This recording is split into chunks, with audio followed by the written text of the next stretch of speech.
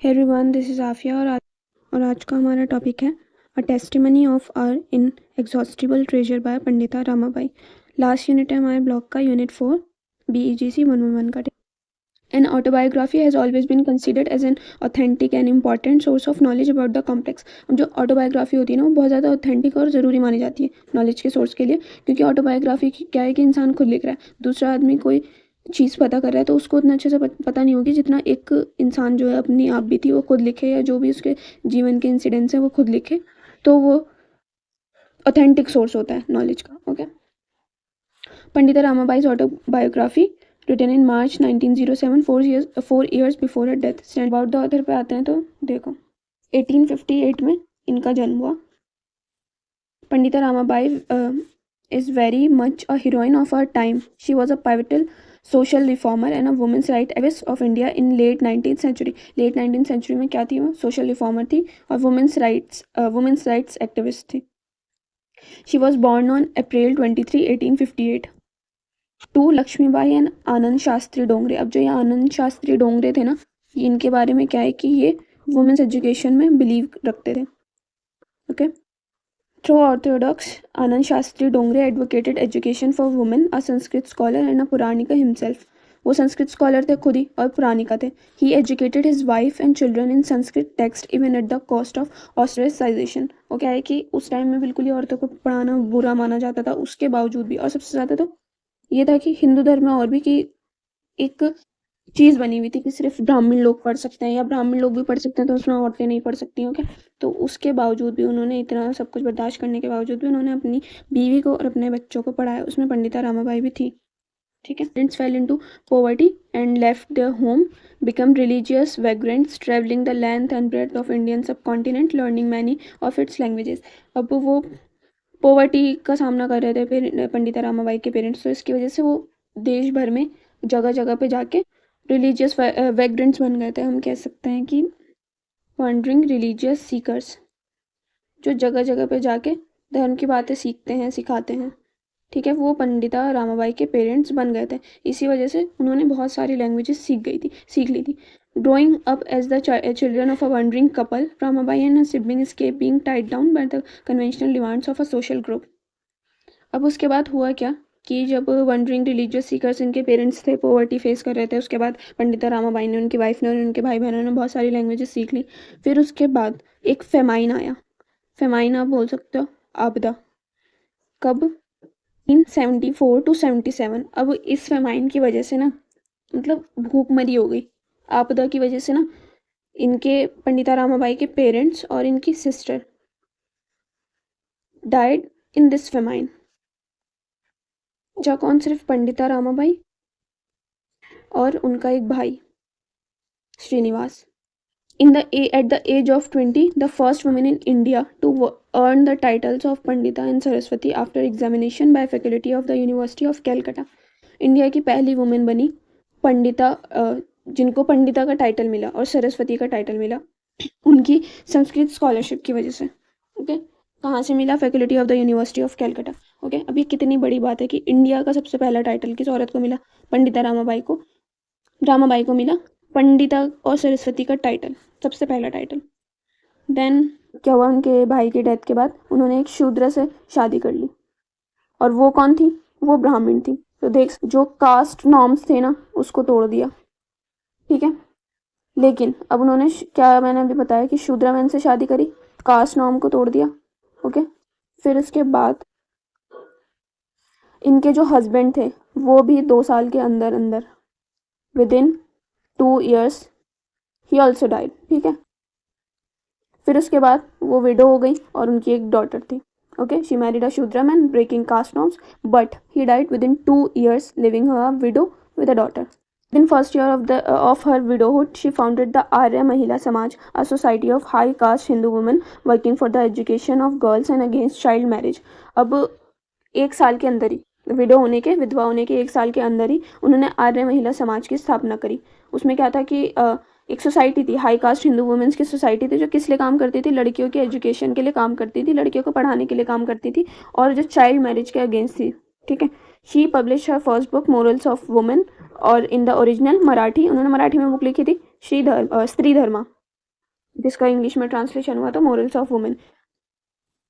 आर्य महिला समाज के बारे में पढ़ लिया, जो वुमेन्स एजुकेशन को प्रमोट करता था। यहाँ भी लिख देती हूँ मैं, आर्य महिला समाज जो वुमेन्स एजुकेशन को प्रमोट करता था। जो हार्मफुल प्रैक्टिसेस थी ना, जैसे चाइल्ड मैरिज, उस चीज़ को रोकने में काम करता था। फिर उन्होंने, पंडिता रामाबाई ने, जो अनफेयर ट्रीटमेंट हो रहा था ना वुमेन के साथ, उस चीज़ के अगेंस्ट आवाज़ उठाई, और जो उन्होंने जो आवाज़ उठाई ना, वो क्वीन विक्टोरिया तक पहुंची, लोगों के थ्रू, बुक्स के थ्रू क्वीन विक्टोरिया तक पहुंची। और उसके बाद उन्होंने, उनका जो उनकी जो आवाज़ थी वो क्वीन विक्टोरिया तक जब पहुंची, तो ये किस चीज़ को लीड करा, एक पॉजिटिव चेंज की तरफ लीड करा वुमेन्स एजुकेशन को लेके, कि कहाँ पे, इंडिया में। समझ गए? Pandita Ramabai spoke against the unfair treatment, okay, unfair treatment of women, और उनकी आवाज़ क्वीन विक्टोरिया तक पहुंची, जिसकी वजह से अब क्वीन विक्टोरिया तक आवाज़ पहुंची है, तो ये एक पॉजिटिव लीड था कि इंडिया में चेंजेस आएंगे वुमेन्स की एजुकेशन को लेकर।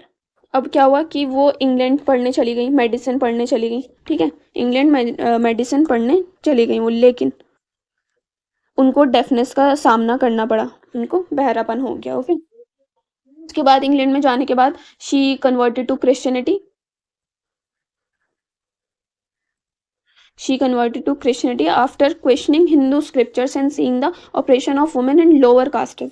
अब क्रिश्चियनिटी में वो चेंज तो हो गई, फिर उन्होंने क्वेश्चन भी किया कि ये जो वुमेन के साथ जो बर्ताव हो रहा है, ये जो हिंदू स्क्रिप्चर्स में वुमेन के साथ जो भेदभाव इतने लिखे हुए हैं, उन चीज़ों पे सवाल करा, कास्ट के ऊपर सवाल करा, वुमेन के साथ जो भेदभाव हो रहे हैं उस चीज़ के ऊपर सवाल करा, और जो लोअर कास्ट के ऊपर जो भेदभाव हो रहे हैं ना, उनके साथ जो भेदभाव हो रहे हैं ना, उस चीज़ पे भी सवाल करा। फिर उसके बाद इंग्लैंड से वो अमेरिका गई, कौन से सन में,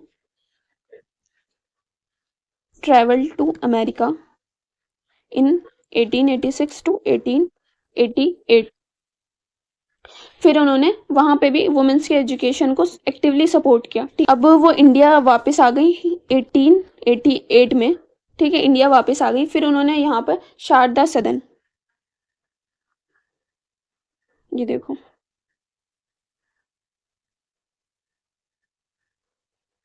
after travelling and encountering the western countries for 6 years तक वो वेस्टर्न कंट्री में रही। Ramabai return to India in 1888 and begin realizing her dream project by opening a widows home, Sharada Sadan, ठीक है। अब विडोज के होम, अब देखो होता क्या है कि एक वुमेन जो विडो नहीं है, जिसके पास हस्बैंड है, उसको उस टाइम में या अभी के टाइम में भी उसकी जो विडो है उसकी फीलिंग्स का पता नहीं हो सकता। जो जिस इंसान के पास किसी चीज़ की कमी है, तो, और जिसके पास वो चीज़ की कमी नहीं है, तो जिसके पास कमी है वो पता नहीं लगा सकता है कि वो कैसा फील कर रहा है जिसके पास वो चीज़ नहीं है। वैसे ही इजी सा मैं ये बता रही हूँ कि जो पंडिता रामाबाई थी, खुद वो विडो थी, तभी उनको समझ में आया है कि जो विडोज होती है ना, उनको क्या क्या संभालना पड़ता है, क्या क्या चीज़ों का सामना करना पड़ता है, क्या क्या तकलीफें झेलनी पड़ती है। तो इसलिए ये उनका ड्रीम प्रोजेक्ट था। तो विडोज के लिए उन्होंने क्या ओपन करा, शारदा सदन, ये याद रखना है, शारदा सदन उन्होंने विडोज के लिए ओपन किया था। और इससे पहले भी एक था, पहले हमने पढ़ा था आर्य महिला समाज के बारे में, जो वुमेन्स एजुकेशन को प्रमोट करता था। उसके बाद ये जो उनका ड्रीम प्रोजेक्ट था शारदा सदन, ये विडोज के लिए था। Immediately and opening a widows home, Sharada Sadan immediately and later expanded into the Mukti mission. Sharada Sadan उन्होंने 1889 में खोला था, जो विडो थे, विडोज के एजुकेशन और उनके शेल्टर के लिए था। ये इंपॉर्टेंट पॉइंट है। फाउंडेड शारदा सदन in 1889 for women's education, widows education and shelter, okay. अब आगे बढ़ते हैं। अब जो था, अब क्या हुआ, उनको भी क्रिटिसाइज किया गया। जो अपर क्लास के हिंदूज जो थे ना, उन्होंने इनको क्रिटिसाइज करना शुरू कर दिया। क्या, किस चीज़ के ऊपर क्रिटिसाइज किया कि जो पंडिता रामाबाई हैं वो विडोज को किस चीज़ में कन्वर्ट कर रही हैं, क्रिश्चियनिटी में कन्वर्ट कर रही हैं, सोशल वर्क की आड़ में, ठीक है, समझ गए। जो अपर क्लास जो हिंदू थे, उन्होंने ये बोला कि ये सीधे सीधे जो विडोज है ना, वो उनको जो सोशल वर्क के आड़ में जो है ना, उसके बहाने से ये हिंदूज को, जो हिंदू वुमेन जो है, जो विडो वुमेन है, उनको कन्वर्ट कर रही है, ठीक है। और बहुत सारे लोगों ने उनके काम को भी अपोज किया। Many opposed her work thinking that she was spreading Christianity rather than just helping women. जो अपर कास्ट लोग जो थे, हिंदूज जो थे, तो उनको क्या लगता था कि ये हिंदू धर्म को मिटा रही हैं, हिंदू धर्म को हटा रही हैं। पहले उन्होंने क्रिश्चियनिटी को कबूल कर लिया, क्रिश्चियनिटी को अपना लिया, फिर उसके बाद वो अदर विडोज को भी टारगेट बना रही है क्रिश्चियनिटी में कन्वर्ट करने के लिए। ठीक है, अब क्या हुआ कि अब यहाँ पे समझ एजुकेशन की उनको इम्पोर्टेंस पता थी, तो इसके लिए उन्होंने क्या करी, आर्य महिला समाज की स्थापना करी। फिर उसके बाद वो विडोज की जो फीलिंग्स थी उस चीज़ से भी वो खुद गुजर चुकी थी, तो फिर उन्होंने किस चीज़ की स्थापना करी, शारदा सदन की स्थापना करी। ठीक है, अब फेमाइन में जो मैंने बताया था कि आपदा में उनके पेरेंट्स मारे गए थे, तो उनको वो भी पता था कि आपदा के जो विक्टिम होते हैं, फेमाइन विक्टिम्स जो थे, उनको कैसा लगता होता है, उनको भी हेल्प की ज़रूरत है क्योंकि वो भी फेमाइन विक्टिम थी। तो फिर उसके बाद लेट 1890s में उन्होंने कृपा सदन की स्थापना करी। इस चीज़ को याद रखना है, ये तीनों चीज़ों को, कृपा सदन की स्थापना करी किन के लिए, एक तो फेमाइन विक्टिम्स जो थे उनके लिए, और दूसरा इसी में कृपा सदन में किन के लिए स्थापना की गई, और जो एब्यूज वुमेन थी, जो हेरेस्ड हुई थी वुमेन, जो सेक्सुअली अब्यूज थी वुमेन, उनकी हेल्प के लिए ये स्थापना की गई कृपा सदन की। और उनका एक मिशन था, मुक्ति मिशन, जिसको बाद में नाम दे दिया गया पंडिता रामाबाई मुक्ति सदन। ये किस चीज़ पे फोकस करता था, मुक्ति मिशन जो था वो किस चीज़ पे फोकस करता था, वोकेशनल ट्रेनिंग पे, वुमेन की वोकेशनल ट्रेनिंग पे और एजुकेशन पे, focused on education of women and vocational training. ठीक है, इतना हमने कवर कर लिया। ये भी हमने पढ़ लिया, कृपा सदन के बारे में पढ़ लिया, मुक्ति सदन के बारे में पढ़ लिया। फिर बताया मैंने सेक्सुअली अब्यूज जो वुमेन थी उनके लिए कृपा सदन था। मुक्ति सदन was renamed as Pandita Ramabai Mukti Sadan in 1969 and been a beacon of light in the lives of many women till today, और अभी तक भी है ये। अब यहाँ पे as far her writing goes she published in Hindi and Sanskrit as well as in Marathi and English. अब 4 लैंग्वेज में इंसान लिख रहा है, हिंदी, संस्कृत, मराठी और इंग्लिश, तो उसको सब चीज़ों की, उन चारों लैंग्वेज की डीपली नॉलेज होगी, तभी तो वो लिख पा रही थी। Her last posthumous work was a translation of the entire Bible into Marathi from Greek and Hebrew.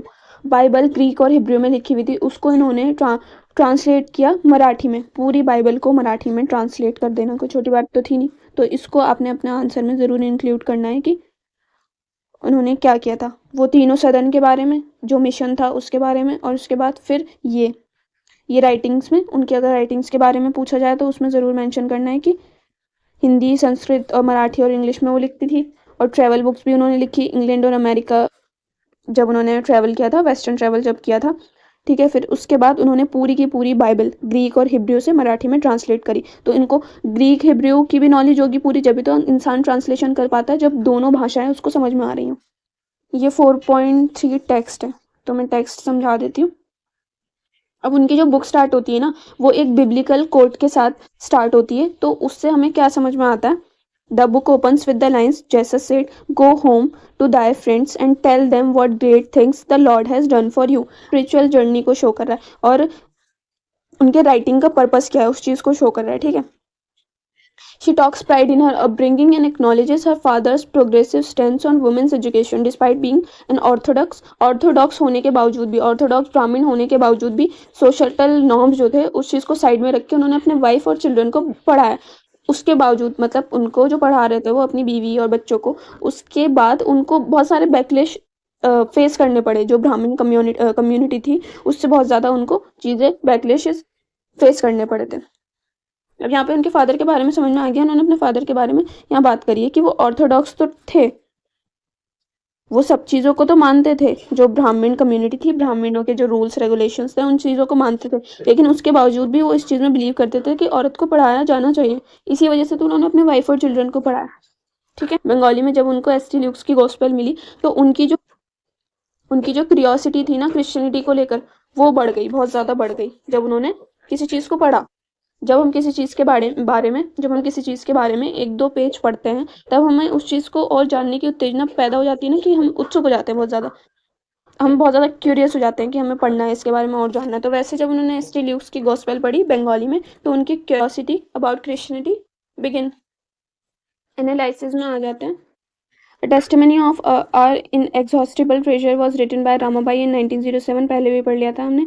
And she named is as an account of my spiritual experience. उन्होंने किस चीज़ का नाम दिया इसको, ये मेरे स्पिरिचुअल एक्सपीरियंस जो है ना उस चीज़ का ये अकाउंट है.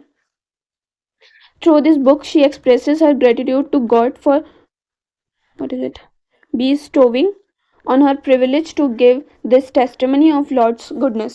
तो बेसिकली क्या है इस बुक का पर्पस, ये एक तो लिखी गई है, अभी हम पढ़ लिया कि उन्होंने उनकी जो जर्नी थी ना फेथ में जर्नी, और जो गॉड को उन्होंने ग्रेटिट्यूड दिया है, जो गॉड के प्रति उनका ग्रेटिट्यूड था, और उनके स्ट्रगल्स जो स्पिरिचुअल जर्नी में, जो रिलीजियस जर्नी में, या फिर उनके एज अ वुमेन जो थी उस जर्नी में जो उनके स्ट्रगल्स थे वो उन्होंने शो करे हैं, शेयर करे हैं.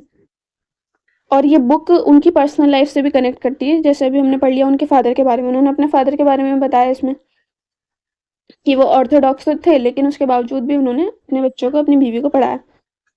और जो सोशल और रिलीजियस इशू थे वो भी हमें जानने को मिले. तो बेसिकली हमें इसमें क्या क्या जानने को मिला, हम पर्पस ऑफ द बुक की बात कर रहे हैं कि इस बुक का आखिर पर्पस क्या था, ये किस बारे में है बुक. तो फर्स्ट क्या है कि इसके बारे में बता देना आपको कि 1907 में लिखी गई थी, पंडिता रामाबाई ने लिखी, और ये एक स्पिरिचुअल ऑटोबायोग्राफी थी. ओके, उन्होंने क्या क्या इसमें बताया है, उनकी जो फेथ की जर्नी थी, जर्नी ऑफ फेथ, और उनका गॉड के प्रति जो ग्रेटिट्यूड था, और उनके स्ट्रगल्स. और उसके बाद जो ये जो बुक है वो उनकी पर्सनल लाइफ से भी कनेक्टेड थी, और सोशल और रिलीजियस इशू जो अभी हमने देखा कि उन्होंने सोशली क्या क्या फेस करा, as a widow, as a single mother, as a famine victim, उन्होंने क्या क्या फेस करा वो उन्होंने बताया. अगर वो उस चीज़ को अच्छे से फील कर पा रही हैं तभी तो उन्होंने शारदा सदन की स्थापना करी, आर्य महिला समाज की स्थापना करी, और कृपा सदन की स्थापना करी. ठीक है, तो उस जर्नी को इन्होंने अपनी बुक में और testimony of our inexhaustible treasure में बताया. अब उनके स्पिरिचुअल ट्रांसफॉर्मेशन की बात करें तो she does not hesitate to confess her dissatisfaction with the Hindu religious tenets and the skepticism that disturbed her through the trying times during and after the famine. अब वो बिल्कुल भी हेसिटेट नहीं करती थी, बिना हेसिटेशन के वो क्या बोल सकती थी, वो कन्फेस कर सकती थी कि वो हिंदू के जो रिलीजियस टेनेट्स जो है ना, जो हिंदूज की जो रूल्स रेगुलेशंस हैं, स्पेक्टिज्म है, वो उनको कितना डिस्टर्ब करते थे और वो उस वजह से कितना डिससेटिस्फाइड थी. ठीक है, वो अपने डिससेटिस्फेक्शन के लिए बिल्कुल भी हिचकिचाती नहीं थी, वो खुल के बोल सकती थी इस बारे में, हिंदुइज्म के बारे में. उन्होंने हिंदुइज्म को शुरू में फॉलो किया, लेकिन उसको क्वेश्चन भी किया. जो इसके डिस्क्रिमिनेशन थे, किसके अगेंस्ट, वुमेन और लोअर कास्ट के अगेंस्ट जो डिस्क्रिमिनेशन थे ना, उस चीज़ को क्वेश्चन भी किया. फिर उसके बाद उनको क्रिश्चियनिटी में इंटरेस्ट आने लगा, उनका जो फेथ था उसमें क्रिश्चियनिटी में वो उधर की तरफ बढ़ने लगा. अब हुआ क्या, बढ़ा क्यों, ऐसे ही तो नहीं बढ़ गया क्रिश्चियनिटी में. आखिर उन्होंने देखा क्या, जो उनका बिलीव जो था, उसका जो उनमें जो फेथ था, तो पंडिता रामाबाई का जो फेथ था क्रिश्चियनिटी में, वो ऐसे ही तो नहीं बढ़ गया, कुछ तो देखा होगा उन्होंने क्रिश्चियनिटी में. तो Christianity offered equality to all people. तो क्रिश्चियनिटी है वो इक्वलिटी ऑफर करता है सारे पीपल को, जो कि उनको बहुत ज़्यादा इंस्पायर कर दिया. ठीक, यही चीज़ जो थी, जो इक्वलिटी की बात थी क्रिश्चियनिटी में, कि सबको एक ही नज़र से देख रहा है और सबको इक्वल अपॉर्चुनिटीज़ प्रदान कर रहा है. ऐसा नहीं कि ये पढ़ सकता है, ये नहीं पढ़ सकता, या फिर ये वाले कास्ट वाले पढ़ सकते हैं, ऊंची जाति वाले पढ़ सकते हैं, औरत नहीं पढ़ सकती, आदमी पढ़ सकता है, ऐसा कुछ नहीं था. क्रिश्चियनिटी इक्वलिटी की बात कर रहा था, ऑफर कर रहा था इक्वलिटी टू ऑल पीपल. अब पहले भी हमने पढ़ा कि वो क्रिटिसाइज की गई थी बहुत ज़्यादा. अब जो नेशनलिस्ट जो थे ना, उन्होंने इनके ऊपर क्या इल्ज़ाम लगा दिया कि इन्होंने इंडियन ट्रेडिशन को बिट्रे किया, इन्होंने इंडियन ट्रेडिशन को धोखा दिया. ठीक है, जो देशभक्त लोग थे इन्होंने इस चीज़ के ऊपर सवाल उठा दिया कि आपने हमारे इंडियन ट्रेडिशंस को धोखा दिया है, इसको ना अपना के आपने धोखा दिया. लेकिन उन्होंने क्या कहा कि नहीं, उन्होंने सीधा आर्ग्यू करा, वुमेन्स के इंडिपेंडेंस और इक्वलिटी की बात करी. तो उनका जो उन लोगों का नेशनलिस्ट का जो क्रिटिसिज्म था उनको बिल्कुल डिनाई कर दिया पंडिता रामाबाई ने. अब देखो, अब ये बात समझो कि जो क्रिश्चियनिटी है ना, वो ऐसा नहीं है कि वो हिंदू से चेंज होके बिल्कुल ही क्रिश्चियनिटी में चली गई और क्रिश्चियनिटी को क्रिश्चियनिटी की वजह से फॉलो कर रही थी, बल्कि इसमें जो ऑफर किया जा रहा था, इक्वलिटी की बात की जा रही थी, या जो भी चीज़ था, अगर वो हिंदू में है तो उन्होंने हिंदू जो धर्म था, रिलीजन था, उसको पूरी तरीके से एनालाइज करा. वैसे ही उन्होंने क्रिश्चियनिटी को भी एनालाइज करा कि अगर इसमें कोई गलत चीज़ है तो ऐसा नहीं है कि क्रिश्चियनिटी में कोई गलत चीज़ है तो वो उसको भी फॉलो करती चलेंगी कि उन्होंने अब क्रिश्चियनिटी को अपना लिया। नहीं, उन्होंने दोनों हिंदुइज्म और क्रिश्चियनिटी को क्रिटिकली एनालाइज करा। अब क्या था कि वुमेन्स जो राइट्स थे वो वेस्ट में वुमेन्स राइट की बात की जाती थी, तो उसको तो उन्होंने अप्रिशिएट किया कि ठीक है, आप बात कर रहे हो, इक्वलिटी प्रदान कर रहे हो, वुमेन्स को इक्वलिटी प्रदान कर रहे हो, उनकी इंडिपेंडेंस की बात कर रहे हो, उसको उन्होंने एडमायर कर दिया वेस्ट में। ठीक है, फिर उसके बाद लेकिन जो अमेरिका था ना, अभी मैंने बताया कि वो बिल्कुल ऐसे जैसे अंधभक्त होते हैं ना कि कुछ भी आ रहा है, अगर क्रिश्चियनिटी को हमने फॉलो कर लिया तो अब सब कुछ फॉलो करेंगे, अगर इसमें कुछ गलत भी है तो तब भी फॉलो करेंगे, ऐसा नहीं था। वुमेन्स के हक में जो बात की जा रही थी उसको तो उन्होंने बहुत ज़्यादा एडमायर किया, उसको फॉलो भी किया, फिर अपने देश में लाके उन्होंने अप्लाई भी किया। लेकिन अमेरिका में जो स्लेवरी जो हो रही थी ना, उसको इन्होंने क्रिटिसाइज करा कि स्लेवरी समझते हो ना, जो इंसान को जो दास बना के रखा जाता है, दास प्रथा जो होती है, उस चीज़ को इन्होंने क्रिटिसाइज करा। और क्या था कि क्रिश्चियनिटी को ना ऐसा एज अ रिलीजन नहीं देखा कि ये क्रिश्चियनिटी तो एक रिलीजन है। उन्होंने क्रिश्चियनिटी को किस नज़र से देखा, क्या बता रही थी मैं, कि उन्होंने क्रिश्चियनिटी को किस नज़र से देखा कि ये एक पाथ है, एक ये रास्ता है टू सोशल चेंज। जो सोसाइटी है हमारी, उस चीज़ को चेंज करने के लिए, जो सोशल नॉर्म्स है हमारे, जो गलत नॉर्म्स हैं, उस चीज़ को चेंज करने के लिए क्रिश्चियनिटी को उन्होंने एक रास्ते की तरह देखा कि मैं क्रिश्चियनिटी के थ्रू चेंजेस ला सकती हूँ अपनी सोसाइटी में, जो सोशल नॉर्म्स है, जो बुरी चीज़ें हैं सोसाइटी में, उस चीज़ को ख़त्म कर सकती हूँ। तो she saw Christianity as not just as religion but a path to social change. उनका ये बिलीव था कि इंडियन जो सोसाइटी है उसको रिफॉर्म की ज़रूरत है। किस चीज़ के लिए, जो वुमेंस की लाइफ जो है ना, वुमेंस की लाइफ को जो इतना दुखद बना दिया गया था, अभी भी है लेकिन उस टाइम बहुत ज़्यादा था, बहुत ज़्यादा कास्ट डिस्क्रिमिनेशन, फिर वुमेन को बहुत ज़्यादा गिरी नज़रों से देखा जाता था। तो उस वजह से उनका बिलीव था कि इंडियन सोसाइटी को ज़रूरत है इम्प्रूवमेंट की, वुमेंस लाइफ में इम्प्रूवमेंट की ज़रूरत है, रिफॉर्म करने की ज़रूरत है। उन्होंने ये भी एडमिट करा कि उनकी जो बुक है वो पर्सनल है, वो तो डीपली पर्सनल है, her book was deeply personal, but ये मानना था कि पर्सनल है, उनके पर्सनल एक्सपीरियंस उन्होंने शेयर कर रखे हैं इस बुक में, जो इनकी जो बायोग्राफी है, ऑटोबायोग्राफी है। लेकिन उनका ये मानना था कि जो मेरे जो फेथ है ना, उनके जो फेथ थे वो उनको शेयर करना चाहती थी। वो ये कहती थी कि जो मेरे जो फेथ है ना, जिस चीज़ से मैं गुजरी हूँ, जो मेरा फेथ की जो जर्नी है, उस चीज़ को शेयर करना मेरी ड्यूटी है। Okay, she felt it that it was her duty to share her faith about her journey of faith. I want to find out the truth about everything including religion by experiment. देखो, जैसे मैंने कहा कि वो बिल्कुल ही अंधे तरीके से फॉलो नहीं करती थी कि किसी धर्म को अपना लिया तो उसी को फॉलो करना है। अब यहाँ देखो, she objected Hindus being called as heathens by Europeans. जो यूरोपियंस थे ना, वो हिंदुओं को क्या बोलते थे, हीथन्स हैं। हीथन्स क्या होते हैं कि जो क्रिश्चियनिटी या जुडिज्म या फिर इस्लाम फॉलो नहीं करते हैं, तो उनको हीथन्स बोला जाता था। तो यूरोपियंस जो थे ना, वो हिंदूज को हीथन्स बोलते थे। Okay, her experience in America needs to be dwelt upon because while on one side she praises the status, ये तो मैंने बता दिया कि जैसे वो वुमेन के स्टेटस जो था सोसाइटी में, उस चीज़ को प्रेज कर रही थी, लेकिन on other side she is critical of the barbaric custom of slavery practice in the temple of democracy. कहाँ के बारे में बताया था मैंने, अमेरिका में जो स्लेवरी था उसको उन्होंने क्रिटिसाइज करा, ये बता दिया मैंने। नैरेटिव टेक्निक्स की बात कर लेते हैं। अब जो ये सूसी थारू और के ललिता जो थी, इन्होंने क्या कहा था कि जो मॉडर्न ऑटोबायोग्राफी होती है ना, वो एक तो पर्सनल होती है और कन्फेशनल होती है।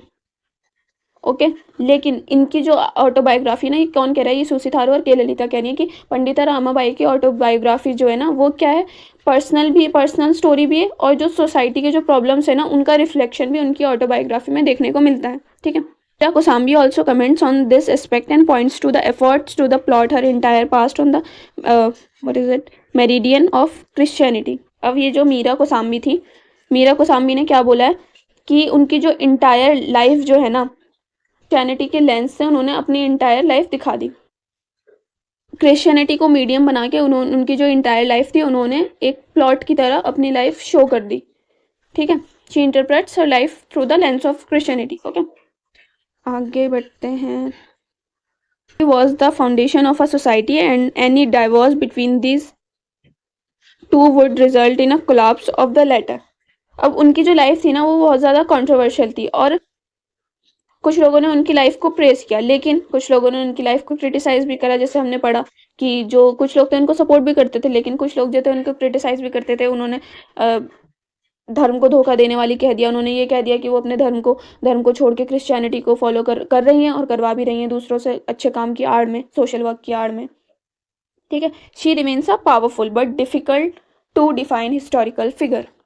हिस्टोरिकल फिगर हैं वो एक, और उन्होंने ये भी कहा, वो ये भी चाहती थी कि उनकी जो लाइफ है ना उसको यूज़ किया जाए as a example of Christianity. तो बस इतना ही है।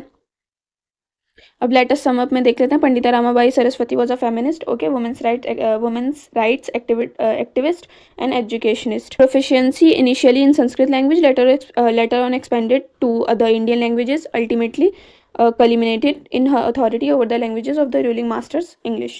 And being a Puranika, she was a versatile writer and a poet during her stay abroad.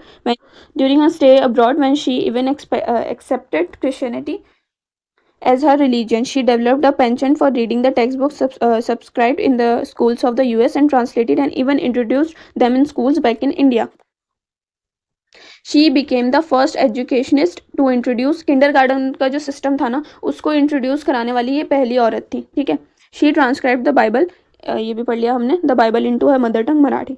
ठीक है कि हमने पूरा कवर कर लिया। In recognition of a service to the human community, she was honoured with the highest award Kaisar-i-Hind by British colonial government of India in 1999। जो चीज़ें याद करने वाली हैं उसको मेंशन करना है, जो मैंने पीछे बता दिए उनके मिशन के बारे में, उनके सदन के बारे में, वो सब मेंशन करना है। फिर उसके बाद ये हमने लास्ट में ये भी देख लिया कि जो हाईएस्ट अवार्ड था केसरे हिंद उनको मिला किसके द्वारा, British colonial government of India in 1999। ऐसे जो ये फैक्ट्स जो होते हैं उसको मेंशन करोगे तो आंसर के मार्क्स में मार्किंग में इंप्रूवमेंट होगी, मार्क्स अच्छे बनेंगे। तो हमारा यूनिट 4 कंप्लीट हो गया। इसके साथ साथ हमारा ब्लॉक 1 भी कंप्लीट हो गया। ओके, अब नेक्स्ट वीडियो में ब्लॉक 2 स्टार्ट करेंगे। तब तक के लिए इसको पढ़ लो, पिछली वीडियोस देख लेना, जो भी उसमें मैंने बता रखा है। यूनिट सारे कवर कर रखे हैं, जो जो बुक में है जितना मेंशन किया गया है उतना ही पढ़ना है। और उसके बाद जब हम यूनिट एंड क्वेश्चन करेंगे ना, जब हमारी बुक कंप्लीट हो जाएगी, हमारा सिलेबस, अगर हम बुक के बाद करेंगे तो बुक के बाद कर लेंगे, नहीं तो जब हमारा सिलेबस आर्ट बुक का जो सिलेबस है वो कंप्लीट हो जाएगा तो उसके बाद हम यूनिट एंड क्वेश्चन करेंगे। उसके बाद हम अच्छे से जान लेंगे कि हमें आंसर कैसे करना है। लेकिन जब हमें वो पता होगा, हमें थ्योरी पता होगी, थ्योरेटिकल पार्ट पता होगा, तो ऑब्वियसली जो भी हमसे डिमांड की जाएगी वो हम लिख देंगे। तो इसको रीड आउट कर लेना अगर टाइम मिले तो, नहीं तो इसी को पढ़ लोगे तब भी काफ़ी है। क्वेश्चन आंसर में मिलते हैं।